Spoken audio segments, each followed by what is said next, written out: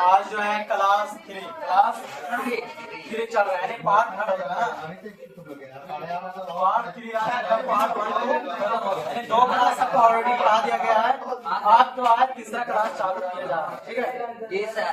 इसमें राजा को देख लिए, आप देखते हैं किसान की स्थिति देखेंगे, ठीक है। यहाँ पे सुनिए, आप देखिए लास्ट तक पढ़ा था जो मौर्य साम्राज्य का अंत किए थे, और एक गुप्त वंश था जिसका साम्राज्य एक महान शासक था समुद्रगुप्त था ना। समुद्रगुप्त जो था वो एक नेपोलियन से कहा जाता था, पता है भारत नेपोलियन किसे कहा जाता है? समुद्रगुप्त। किसको? समुद्रगुप्त को कहा जाता। कौन कहा था? हाँ, कौन कहा था पता है? B.A. स्मिथ। इसके द्वारा कहा गया था इसे, वो उसको वही में तो सब लोग कहा था इसे, जिसका सब लोग मालूम लगा। आप तो चलते यहाँ पे देखते हैं आप किसान, ठीक है, किसान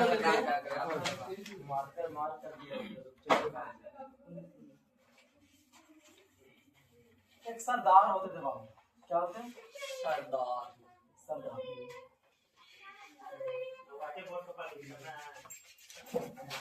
बोर्ड क्या बोलते हैं? मार्कर।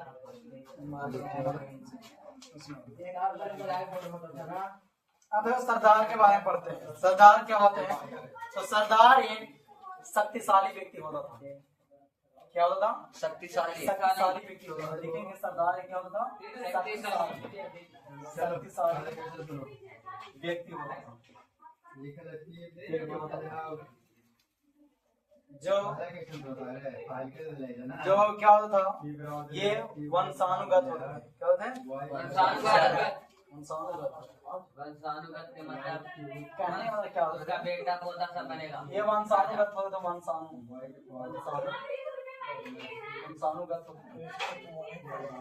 वंशानुगत ये कहने का मतलब, ये वंशानुगत क्या होता है? जैसे आप लोग सोच पहले देखे होंगे, पहले जो राजतंत्र जो था, क्या तंत्र था? राजतंत्र। आप लोग देखे वहाँ पे चंद्रगुप्त मौर्य के बारे में, जिससे बिंदुसार और अशोक, ठीक है ना। तो लगातार क्या होता था कि वंशानुगत मतलब कि एक खानदान है, इसी खानदान में से बना राजा, अब उसका बेटा बनेगा, फिर उसी ऐसे जब उसी का जब चलते रहा तो उसको बोलते हैं वंशानुगत, ठीक है। जैसे हम राजा हुए, जैसे हमारे पिताजी राजा थे, हम राजा हुए, हमारे बेटा आएगा वो भी राजा, उसका बेटा आएगा वो भी राजा, ऐसे जो होता था उसको क्या बोला गया? वंशानुगत। और सरदार भी वैसा ही एक पद था जो कि शक्तिशाली व्यक्ति माना जाता था गाँव समाज में, और एक वंशानुगत होता था, ठीक है। वंशानुगत या भी नहीं भी होते थे, इसको लिखा क्या है? होते भी थे और नहीं, वास्तव में होते भी थे अधिकतर लोग वंशानुगत ही होते थे। जो बाबू क्या होता था, जिसका इसका जो समर्थक थे उसका परिवार के लोग थे, इसका परिवार के लोग इसका क्या थे? समर्थक थे। परिवार वाले क्या होते? परिवार वाले इसका समर्थक होते थे, समर्थक। और परिवार में इसका क्या होते? समर्थक होते थे।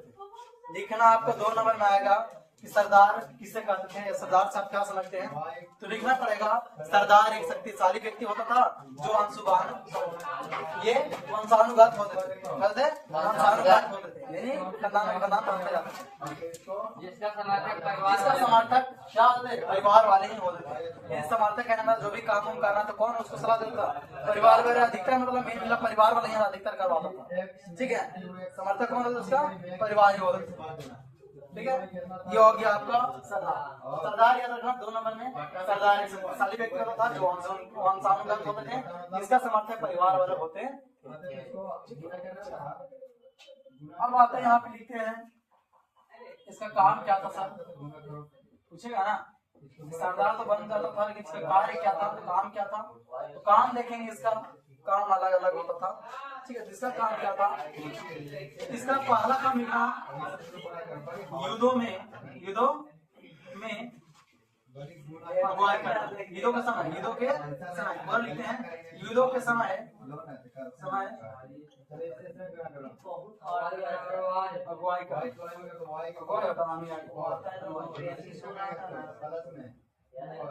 अनुवाई करना। कहने का मतलब युद्ध में अनुवाई करने मतलब जब भी कोई युद्ध होगा तो ये क्या करेगा, उसमें शामिल होगा।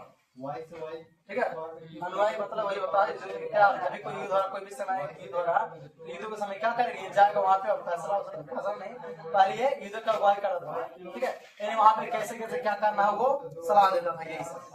और इसके बाद दूसरा जो काम इसका रहा वो होता था शांति, मतलब शांति करना। युद्ध हो गया, उसको शांत करना तो कौन करेगा, वही करेगा। इसे क्या रखना कि विरोध को क्या करना, विरोधों को शांत करना, क्या करना, शांत करना। इन लड़ाई झगड़ा क्या करना, इनको शांत करना इनका काम का। ठीक है, और काम तो इनका बाबू देखते हैं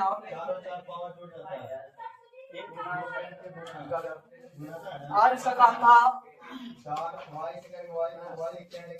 देखिए ये क्या करता है, जो टैक्स आप लोग जानते हैं, टैक्स जानते हैं ना, हेड जिसको बोलते थे, तो अपने क्या होता है, इसका काम था अपने अधीन लोगों से हेड लेना, हेड यानी टैक्स, क्या बोलते हैं इसमें, टैक्स लेना इसको काम था। टैक्स हम जानते हैं कि आज क्या होता है, टैक्स लेते हैं ना, आजकल तो सब जमाने पर टैक्स लग चुका है, पहले ऐसा नहीं था। पहले गांव घर में जब आते थे तो क्या होता था कि सब घर से क्या रहना, सारा के सारा जितने भी इसके अंदर में जितने भी लोग रहते थे, सरदार के अंदर में जितने भी गांव लोग रहते थे, उन सारे के सारे घरों से क्या लेना था, भेंट लेना था। अनाज हो तो अनाज मांगने चल गया, कोई और असल जो भी फसल होता था सब में से कुछ कुछ मांगा करते थे। और एक काम था इनका कि टैक्स लेकर क्या करते थे सब कि अपने समर्थक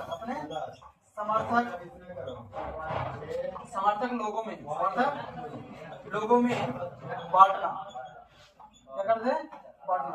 यहाँ पे समर्थक लोगों में टैक्स जो लिया करते थे उसको क्या करते थे, बांटते भी थे। जिसका जो भी समर्थक थे, इसका जो भी समर्थक था उसको में क्या करते थे, सब बांट देते थे। ये खाने के लिए अपने नहीं रखता था, बल्कि ये बांटता भी।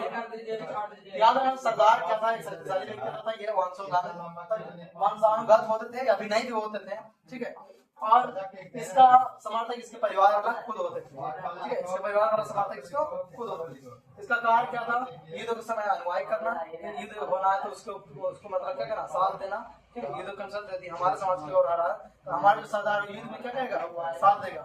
और विरोध जब हुआ, काफी विरोध हो गया, लड़ा झगड़ा, उसको क्या कर देना है, शांत करना, इसी का काम था सरदार का। और अपने अधीन लोगों से, इसके अंदर में जितने भी लोग रहते थे सारा के सारा से भेंट लेना इसका सरदार का ही लेना काम था। और देखिएगा तो जो भी टैक्स लेता था उसी भेंट को क्या करता था, अपने समर्थक जितने भी इसका मानने वाला लोग था उन सभी में क्या करता था, बांट देता था। इसका काम था सरदार। ठीक है, ये सरदार के बारे में नहीं ध्यान देना, 2 नंबर में पूछेगा। फिर सरदार का कार्य पूछेगा, 4 को लिख देना। 2 नंबर पूछेगा तो ये वाला लिख देना, सरदार एक शक्तिशाली व्यक्ति होते हैं, वंशानुगत होते थे और इसका परिवार वाले इसके ही समर्थक होते हैं। 3 लाइन में आंसर देना है आपको, लेकिन थोड़ा सा अच्छा होता है। हम यहाँ पे है छोड़ दिए हैं, यहाँ पे लिख दिए हैं, कुछ छोड़ दिए हैं, शक्तिशाली होते थे, वंशानुगत और परिवार इसका समर्थक। ये तो शॉर्ट में हम बताए। ये आपको जब 2 नंबर में लिखवाएंगे तो कुछ लॉन्ग तक टाइप लिखा जाएगा। ठीक है, बस यहाँ जोड़ देना पड़ेगा। इसका कार्य लिख दीजिएगा 4। अब देखते हैं यहाँ पे राजा के बारे में देख लेते हैं। ठीक है, राजा जिसमें से एक बाबू दैविक राजा हुआ। कौन सा राजा, दैविक राजा। दैविक राजा क्या होते हैं, ध्यान समझना। दैविक राजा में क्या होते हैं कि जितना भी शासक हैं अपने आप को देव कहलाने के लिए, अपने आप को देव या उच्च स्थिति को, क्या उच्च स्थिति को प्राप्त करना चाहते थे, वो स्थिति प्राप्त करना चाहते थे। जो भी दैविक राजा थे, दैविक राजा को समझना पड़ेगा ध्यान से कि दैविक राजा क्या थे। तो जो भी शासक थे बाबू उस समय अपने आप को देवता के रूप में सबके सामने रखना चाहते थे। देवता के रूप में हम क्या है, देवता भगवान है, ऐसे करना चाहते थे और उच्च स्थिति प्राप्त करना चाहते थे। सबसे ऊंचा पर कौन है, हम ही। इसके क्या हुआ है, किसका दैविक राजा का एक साक्ष्य मिला है उत्तर प्रदेश में। उत्तर प्रदेश के उत्तर प्रदेश का मथुरा कहाँ, मथुरा में भाट एक जगह का नाम है। ठीक है, भाट में मथुरा निकट भाट निकट एक यहाँ पे कुषाण शासक हुआ करते थे बाहुपाली, याद रखना कुषाण शासक। हाँ शासक कुषाण, जैसे गुप्त शासक होते थे ना, गुप्त शासक में मौर्य शासक हुए ना, उसी पर कुषाण शासक हुआ करते थे। और कुषाण शासक निकट कुषाण शासक का क्या मिला? कुषाण शासक का मूर्तियां मिला है। क्या मिला है? मूर्तियां मिला है। मूर्तियां मिला है। याद ये होगा, बहुत बढ़िया तरीके पॉइंट रखना कि कुषाण शासक की मूर्तियां कहाँ मिला? उत्तर प्रदेश के मथुरा में। जगह बोलेगा भाट में, कहाँ? भाट में। इसी के निकट कुषाण शासक, और कुषाण ही शासक कहते थे, जो कि क्या था? कुषाण शासक ही क्या थे? जो कि दैविक राजा का उपाधि लेना चाहते थे, दैविक राजा कहलाते थे। ठीक है, जो कुषाण शासक जो थे बाबू, ये अपने नाम के आगे, अपने नाम के आगे इंद्रपुत्र लगाते थे। इंद्रपुत्र लगाते थे। क्या लगाते थे? इंद्रपुत्र लगाते थे बाबू। ये सब जो कुषाण शासक होते, याद रखना, ये भी पॉइंट लिखना। इसके बाद लिखने के पश्चात लिखना कि कुषाण शासक, कुषाण शासक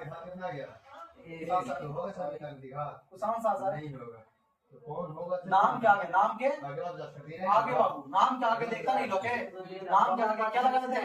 इसको उपाधि देवपुत्र, देवपुत्र की उपाधि लगाते थे। देवपुत्र की उपाधि लगाया करता था। याद रखो तुम लोग, कुषाण शासक का परिणाम का किसका उपाधि लगाते थे? देवपुत्र का। देवपुत्र, या फिर ऐसे भी क्वेश्चन आता है कि देवपुत्र किस शासकों के आगे नाम जुड़ा होता था? तो कुषाण शासक का। जितने भी कुषाण शासक थे उनके आगे देवपुत्र लगाया जाता, नहीं था, लगाता ही था खुद से, क्योंकि सब अपने वो दिखाता ना, अपने आप को सोचते थे कि हम सबसे महान है, सबसे देव है, भगवान है, सब हम ही है। ऐसे ठीक है। और इसी कारण यहाँ पे क्या हुआ, दैविक राजा के बारे में बात किया गया। इसका एक मिला, मूर्तियां भी मिला कहाँ पे? उत्तर प्रदेश के मथुरा के भाट में। ठीक है, वहीं पे कुषाण शासक का मूर्तियां भी मिला, भगवान जैसा था। ठीक है, और उसके भी देखा गया, और यहाँ पे कुषाण शासक का नाम आ गया, क्या लगा थे? देवपुत्र लगा थे।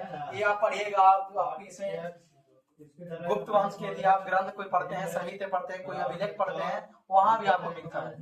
ठीक है, देखो चालू है ना, देखो सब ध्यान देना थोड़ा सा कि यहाँ पे इसको गुप्त वंश के साथ लेखन जिस समय होता था, गुप्त वंश के लेखन, साहित्य और अभिलेख, इस सब में भी इसका देखने को मिला है। और एक चीज और था, एक और पॉइंट लिख रहे हैं यहाँ पे हम कि एक शास्त्र प्रयाग प्रशस्ति, क्या नाम है? प्रयाग प्रशस्ति। ये एक रचना ग्रंथ प्रयाग प्रशस्ति।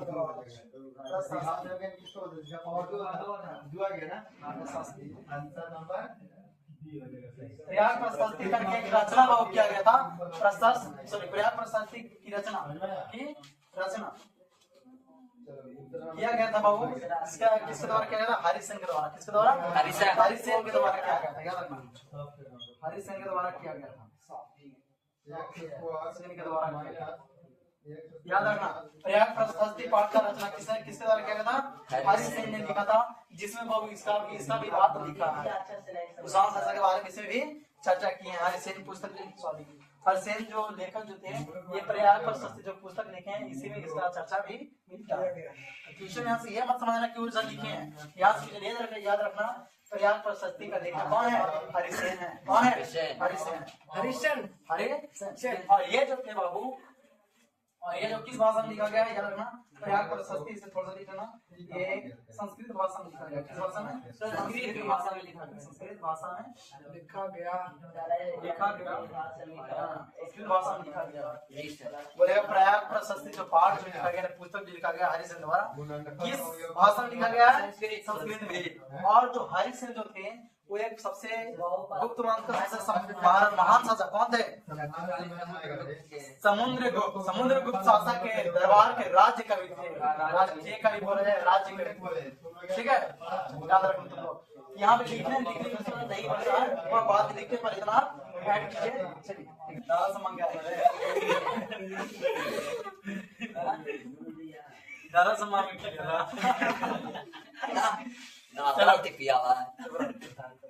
अब देखिए यहाँ पे क्या बोलेंगे, प्रयाग प्रशस्ति का लेखक हरिसेन है। कौन है? जिसका ये प्रयाग में स्थिति लिखा गया है वो किस भाषा में? संस्कृति भाषा। संस्कृति नहीं, संस्कृत भाषा। ठीक है। और बताया कि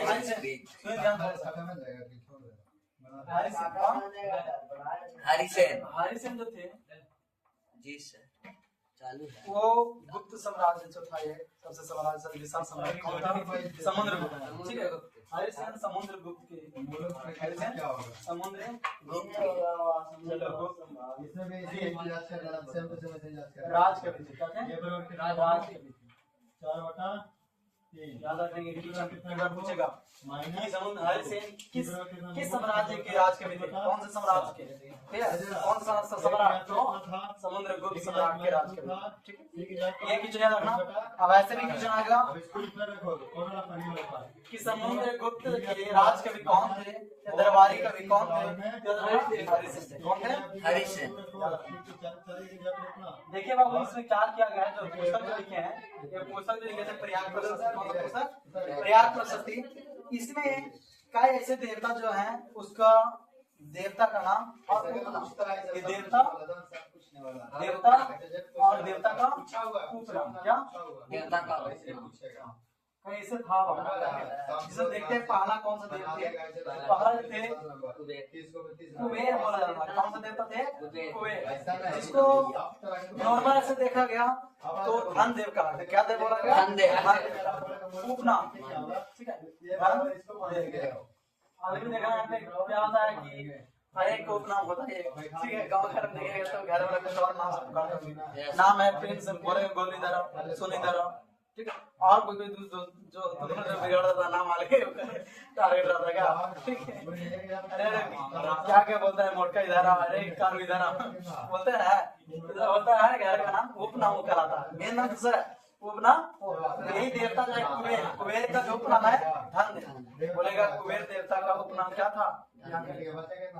नेक्स्ट है आपको देव करेगा वरुण है। क्या है? जीरो आ जाता है। वरुण जो है इसका उपनाम जो है याद रखना समुद्र देव। क्या नाम है? समुद्र देव। याद रखना उपनाम एक का देव लिख रहे हैं समुद्र समुद्र जीरो से छोटा है। आगे देखते हैं तीसरा जो है आपको, तीसरा जो है आपको वो है कुबेर हो गया, वरुण हो गया, बच गया इंद्र। इंद्र इंद्र भगवान जान रहे हो आप लोग? इनको वर्षा का देव बोला जाता है। इसका वर्षा का देव बोला जाता है या वर्षा का देवता बोला जाता है। वर्षा का देव, वर्षा का। ठीक है। ये हो गया वर्षा का देव। बोलेगा इंद्र का उपनाम क्या था? तो वर्षा का देव। और चौथा बाबू क्या है? यम। क्या है? यम। यम जो देव है उसको उपनाम है मृत्यु का देव। सबसे खतरनाक मृत्यु का देव। हाँ, मृत्यु देव बोला जाता है। मृत्यु देव। यमराज। यमराज याद रखना। ठीक है ना?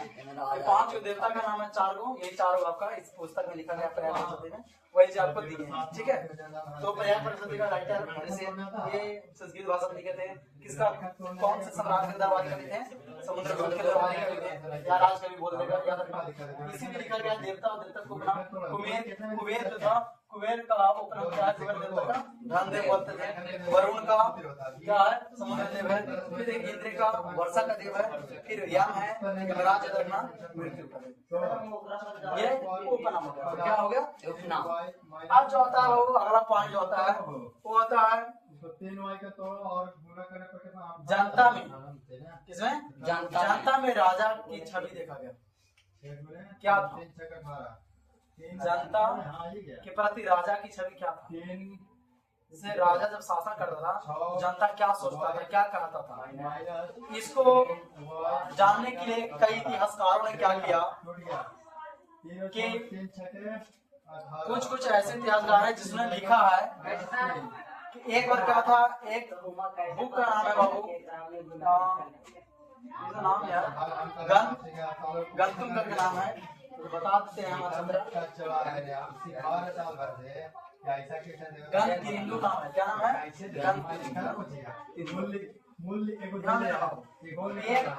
पुस्तक है, जातक कहानी है। क्या है? नामा की जातक कहानी। जातक जाता है। अच्छा दोनों विधि बना देते हैं। कहाँ ये विधि बताया था जाता कहानी क्या होता था, हल्का जिसमें जैसे खरगोश के बारे में नहीं बताया था, चूहा बिल्ली के बारे में बता दिया, ऐसे मतलब पुराना जो पहले जब कथा के रूप में लिखा गया कहानी वो हो गया। एक इसी पर एक कहानी था जिसका नाम है गणतिंदु। गणतिंदु नामक कहानी में क्या लिखा गया कि 3 घंटे तो मतलब अभी कौन जो हम बोले हम जनता के प्रति राजा के प्रति जनता के प्रति राजा की छवि, ये था वो। जनता में कैसे मतलब राजा की छवि क्या था, कैसे क्या विचार सोचता था, राजा के बारे में क्या सोचता था, वही कहानी से लिखा गया। क्या सोचता था कि एक बार इसमें इतिहासकार ने लिखा है कि एक बार क्या था कि एक राजा ने क्या किया था कि अपना भेष को बदल कर, भेष मतलब चेहरा वगैरह पहनावा सब बदल के जनता के सामने गया, अपने दरबार अपने जितने भी राज के जनता थे उनके गांव, अपने गांव में अपने जनता के सामने गया। तो वहां पे क्या क्या उसको मिला, भेष बदल के गए हैं, ठीक है, राजा से भेष बदल गया। तो वहां के काफी लोग जुट गए और उनसे वो पूछने लगे यहाँ का राजा कैसा है। खैर राजा तो वही था, राजा ही भेष बदल के गया था।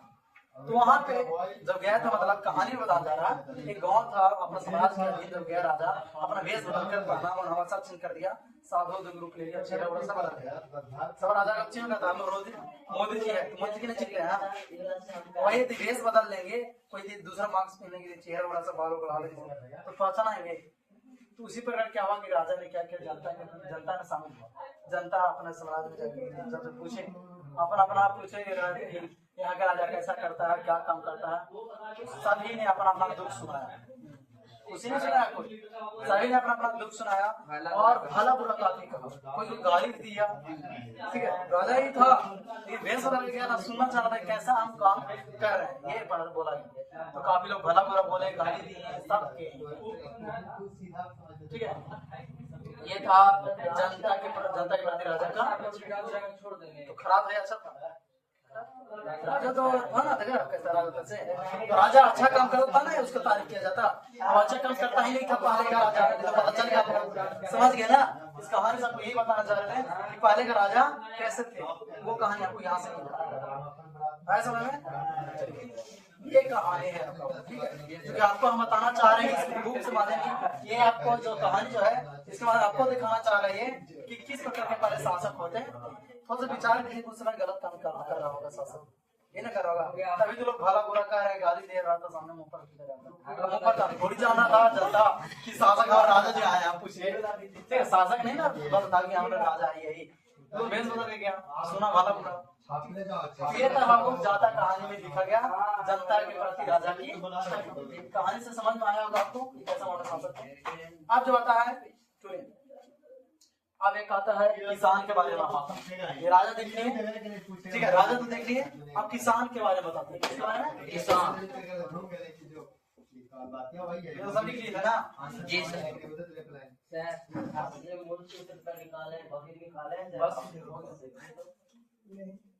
देखिए सुनिए हमें थोड़ा किसान के बारे में टाइम क्या देख रहे हो, बस आप लोग दो मिलाई एक नहीं बजा, चुप रहो, 12 बजने वाला है। देखिए किसान क्या हो, खाना नहीं खा होगा, खाना नहीं बना है, चलो ठीक है, नहीं आया खाना के लिए ना आया, साइकिल चला के आया है, बाकी बैठ के पढ़ा। हम लोग के सुबह 6 बजे से लेके 12 बजे तक पढ़ा देख रहे हैं। तो किसान जो थे वो उस समय कैसे क्या क्या होता था सब बताने जा रहे हैं, थोड़ा सा भी पाठ बताएंगे। एक चीज बताने वाला है यार, बताने वाले ये है कि थोड़ा बड़ा ये छोटा सा ये पॉइंट चले थे, ऐसे तो बहुत पहले ही लगा देख गणपति के बारे में बता दें। गणपति किसी लिख के लाना पड़ेगा, ठीक है, गणपति क्या होता है, ठीक है, ये आपको बताएंगे एक चैप्टर में पूरा भी पढ़ाएंगे इस सब बारे में, लेकिन गणपति थोड़ा शॉर्ट में समझिएगा। आज गणपति जो थे घर का मुखिया होते, समझ गए, घर का मुखिया होता है, जिसके अंदर फैमिली को, परिवार वालों को संभालना होता है, ठीक है। जैसे हमारे गणपति कौन हो गए, हमारे बाबू जी हो गए, सबके घर के वही ना मुखिया होते हैं, ठीक है। और या फिर ऐसे भी याद रखना, छोटे किसान को छोटे किसान, छोटे किसान और जमींदार, जमींदारों के परीक्षा जमींदारों अब यहाँ तुमको जमींदारों के लिए ऐसा का मतलब प्रयोग किया जाता था पहले। छोटे किसान हो गया,